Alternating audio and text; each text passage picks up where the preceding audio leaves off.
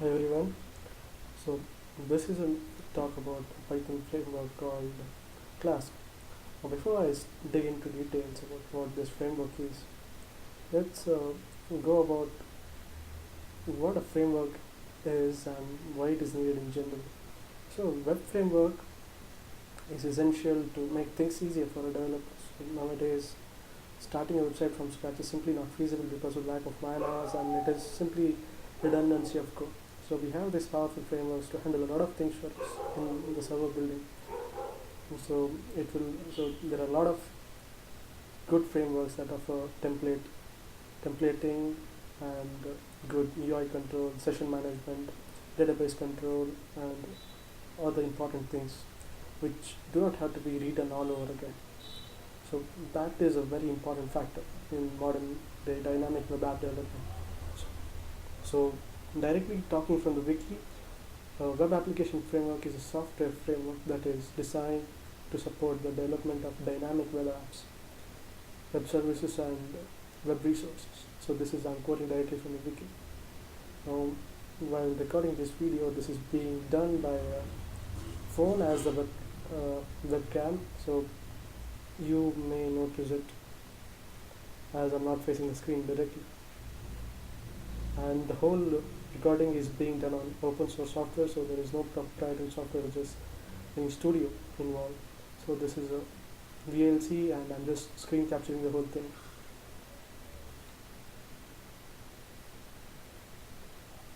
Now coming to major differences between micro frameworks and monolithic frameworks. So what's the major differences in approach? Now monolithic frameworks basically contain everything that we need. So it will contain database drivers, routing, and ORM, and inbuilt templating engines, and a lot of things that are bundled together. Now, one of the very popular frameworks in the Python community that exists is the Django framework. Now, if I read about the differences here, now the monolith framework is a big, nice implementation which you may or may not like every component of. Now, micro framework is just a core bundled together. Now, one of the important micro frameworks that existed before Flask was Bottle. Now, Bottle's approach is that you ship a single file. Now, as you'll see, Flask approach is slightly different from Bottle, but that doesn't make Bottle uh, a bad solution, I would say. But yeah, com- community-wise, Flask is much bigger these days. Now, the micro frameworks have a modular approach and they have only the core bundle. You can pick the best of the modules, say you can have a database X and a template engine Y coupled with the session management engine and form engine Z coupled together. So you get the flow I'm talking about. So this is about different components acting together in one flow. Now, what's the disadvantage of this is it takes a lot of development time. So it is because you're not using everything ready-made, you have to handpick components and assemble together, that's a task. But the advantage here is you have much more fine-grained control over your development process. Now let's compare Django. Now Django, the problem is it's suitable for developers who just want to get going and they care a lot about deadlines. Now this is a major role when your project scale is much bigger. Say you have a certain number of clients who you for sure know that will be accessing the service. Now Django is built for that purpose. Now why Flask is different we will be letting you know in a short time. Now Django is full suitable for developers who want ready-made solutions. It's fully stacked web framework. It's built has built-in ORM and templating solution, and the non-technical parts here.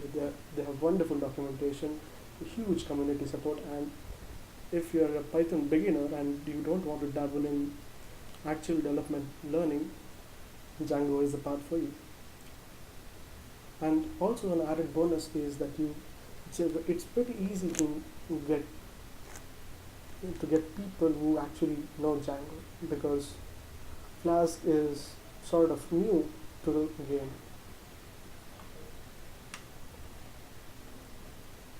Now the problem with Django, let's discuss. It's too big, it has too many incompatibilities and dependencies. It's bad for learning if you are interested in Python web development. Now this is important because Python is evolving a lot, and uh, a very viable successor to PHP and even an alternative to Ruby because of the number of libraries and support present to Python, especially Python 2. It's impractical to think Python as not a language for web development. Now it has very bad URL parsing, which you will see what we talk about, and it's bad for Python programmers who want to learn and instead just want to use some magic.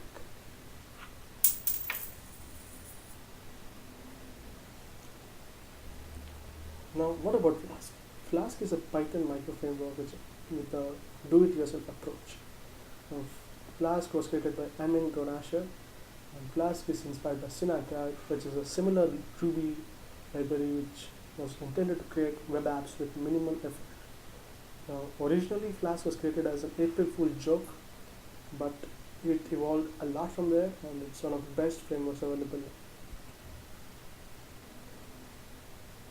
Now, it is keep it simple, stupid approach. That's a KISS approach. It's small and simple.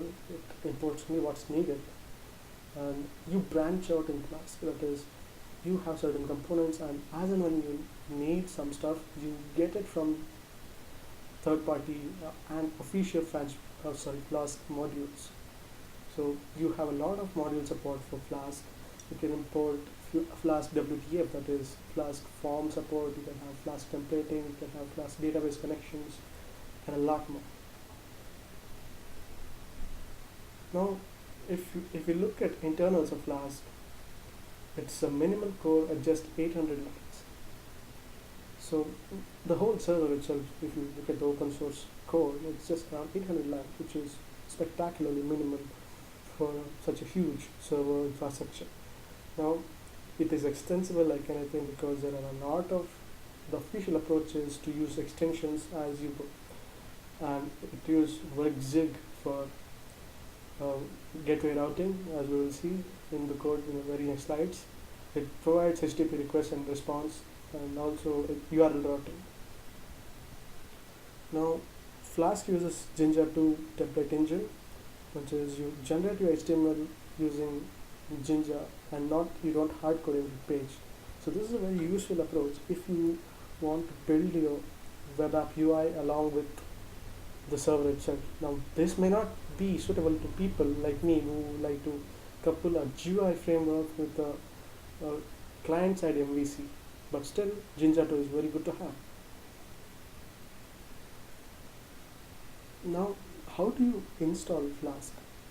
Flask is available in Python repos and also in Ubuntu repos if you're using Ubuntu or any standard Linux distribution for the fact.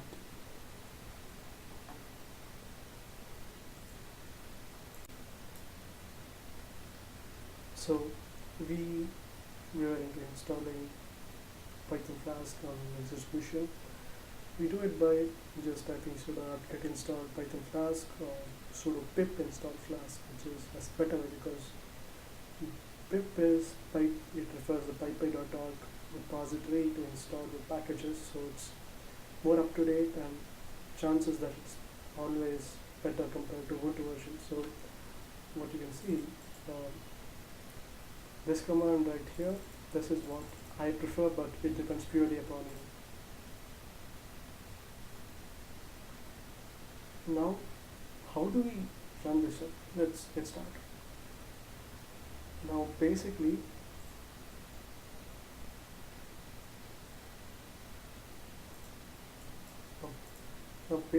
all we need to concentrate upon is simple, very simple code. Now, let me demonstrate how simple the whole Flask setup is. So you type your app name here, which is your app name, and this is your routine. This is your redirector.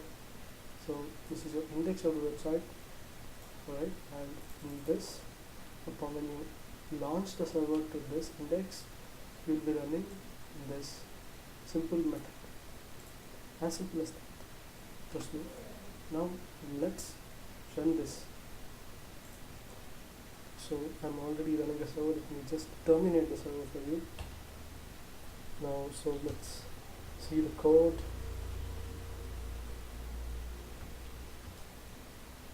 So you have code here. So it's as simple as that. So how do you run it? Just you run it like any other normal Python script. So it runs at localhost and at the port 5000. So when I just click it, it will show me the text hello world. So this is open in Mozilla Firefox, and as you can see, it's launched. So this is your very first server. It's running fully, and look at the number of lines of code. That's the biggest and greatest strength. Just within 10 lines, you have a server, a server up and running with routing. Okay.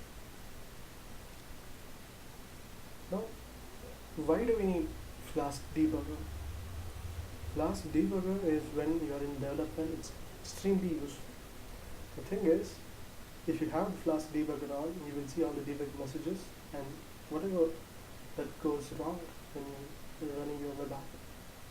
Now, this is very essential because production code is not generated out of thin air, and you need to do some mistakes and all.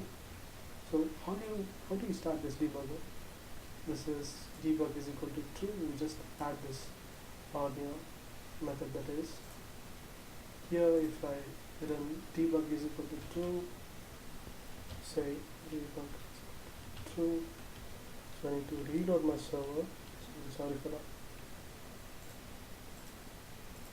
So let me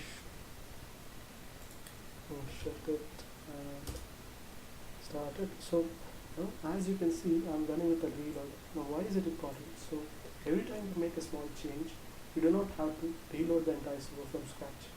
Now this is a huge advantage. Say suppose you're constantly making tweaks and you don't have to run into downtimes or into development or in production as well. This is a very, very, very critical feature because A, you don't suffer any downtimes, B, you get this debug message right here. Now when I mean debug messages, let me show you. Right, so this is here. So let me say we try a wrong page.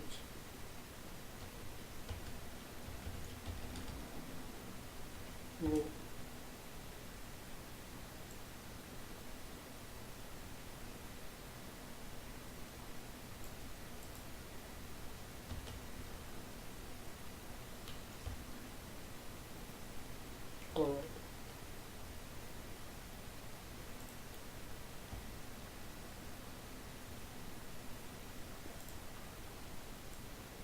And we say you add a new method here. Say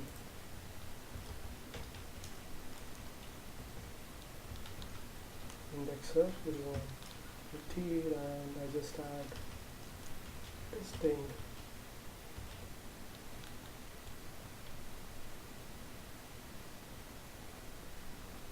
So yeah, now you see the debugger.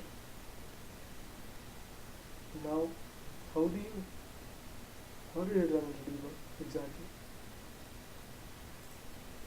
So because the method already existed, so just rename it. So now this right there detected the change. You can see that it's restarting with reloader because I added this wrong method of hello world. So that triggered error message here. Alright, so to see live reload in action, let's just restart.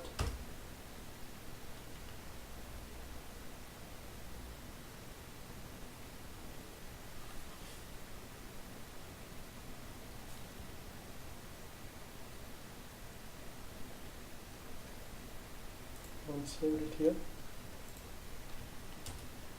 Yeah, it started.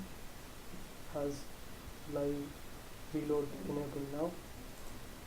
So this is how easy it is to this is index it. It's tempered. So let me try something like true. It's not found because there's a 404. We can also add 404 redirections here, so I'll show you how.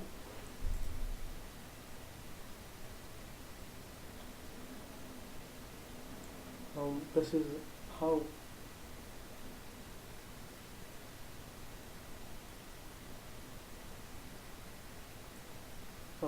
debug messages look like. This is my server some time back. So what do you see here is this is not suitable in production environments because you have your entire server code exposed to the world. So it's better to turn it off when you're in production, but it's a very handy function to have when you're in development stage. Now let's come into routing. So as we can see, what did we route it here? This is a successful route technique. So this is called a route decorator. So what you do here is you provide the path in the server where you want the method to run on. So the routing can include a lot of things. Like you can include static files, you can include your HTTP request types, you can include a lot of things here. And also you can also define downloads, which you will see in 2 slides down. Now this is how this is as simple as it gets, and this is a very powerful feature. And if you have this debug is equal to true flag enabled, it just works here. Now HTTP methods, how do you get that to work? Now if you have any now by default this is your get request, so it's assumed that get request is what it runs. Now if you want to say post something, now you need to have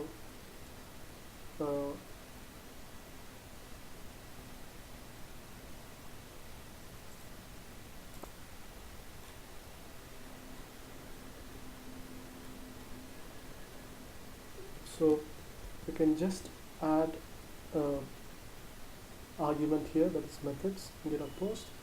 Now I cannot demonstrate because it's a raw server and you cannot possibly run a post method without running a terminal curl call, which I don't have time for because of Windows. Now how do you do that is shortly I'll tell you. You just run a curl method with the post request, and that will trigger your post method. So static files, this is where you link it. All you have to do is just include your URL for static in your route, and you just add your file name. Now it's better to usually include static files in a separate static folder, or you can also include in the actual root of the web server. Now what you do is for any route method you just add static as your first argument, and second argument is your file name, the actual path. And coming to render templates. What is a render template? Render template is basically intended to minimize your development time and effort by helping you generate automated HTML files. So all you need to specify is a template in the root of the server in the template directory. It is like this. So this is your templates folder right here.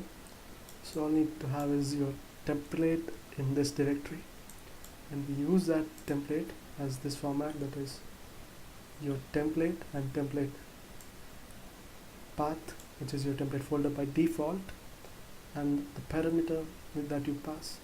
Now we already have a working code here, that is we have this render template method which uses this hello.html file, and also we had to import render template from Flask, but that's simple because our Flask server is already running. All we need to do is we'll just open it. So it was CSC, so any name you specify, you will get a simple HTML page of that. Coming to file uploading. File uploading is very simple, as in this is a glorified post request, but what you do here is you specify your upload path and upload attribute are slightly different. That is, you have your request.file if in your post request that's added up, and apart from that you have your save directory specified here, and that's about it. Coming to cookies. Cookies, basically you have cookies attribute and set cookies attribute. Cookies attribute, you retrieve the cookie and set a cookie attribute. It's the response form. Now in the code, if we explore, this is the cookie request. That is, you do a get request cookies.get. That's, as I said, it's a cookie request, and here is the response. That is, this is your response method for the cookie. Now, how does Flask exactly handle cookies? You have to set a make response. As I said, cookie, you have to do the cookie attribute, set cookie attribute for response, and if you explicitly want to do that, that is, if you want to normally just return strings, then you can have make response as well. Now coming to the last method, that is disadvantages of Flask. Now this is not a server which is built for quick deployments. As you're seeing, each and every module needs to be individually asked, and that's a lot of work, and if you're a beginner and if you don't know about all the modules, it can be a real pain. So it's one of the things that you would like to avoid if you're a fresh beginner and not interested in actually learning web development, but just want to get the work done. And it doesn't have any sort of web admin interface which the Django has, so it can be a problem as well for you. Ultimately, it is a web framework which I would like to recommend if you want to have some deep web development knowledge, as well as you're not on any sort of major deadline.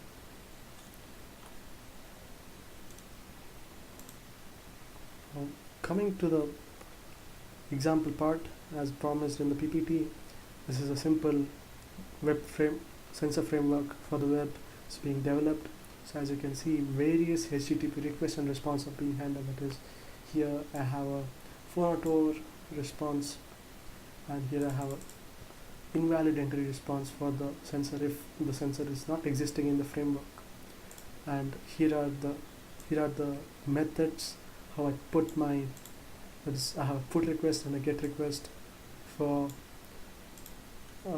entering the sensor data and retrieving the sensor data respectively, and also I can delete my sensors from the framework as well. And here I have a predefined list, but this list is expanded by the web admin interface, which I will show you through a simple to-do list as in an analogy. Now, as promised, here is a simple to-do list that's built on Flask, so I'll not get you into details of the internals, but a simple example of how it works. So this is a predefined. Now this is the authentication handler, again, which I would like to show in the code.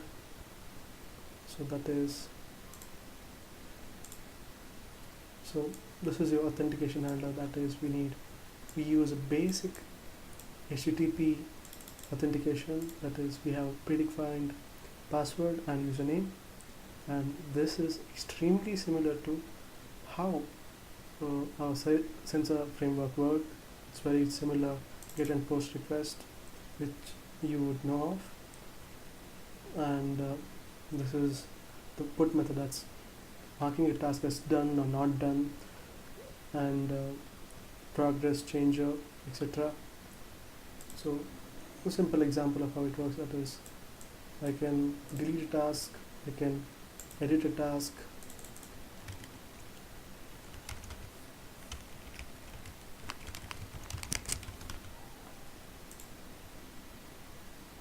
You can also